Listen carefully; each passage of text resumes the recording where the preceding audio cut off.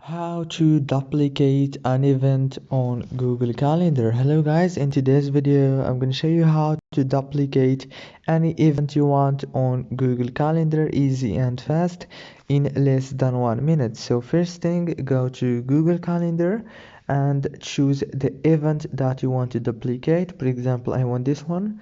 It's called Sport. Now all what you have to do is click on it. Now go to the top corner and click on those three dots and click duplicate. Now it's duplicated easily and fast. As you can see, click here and duplicate.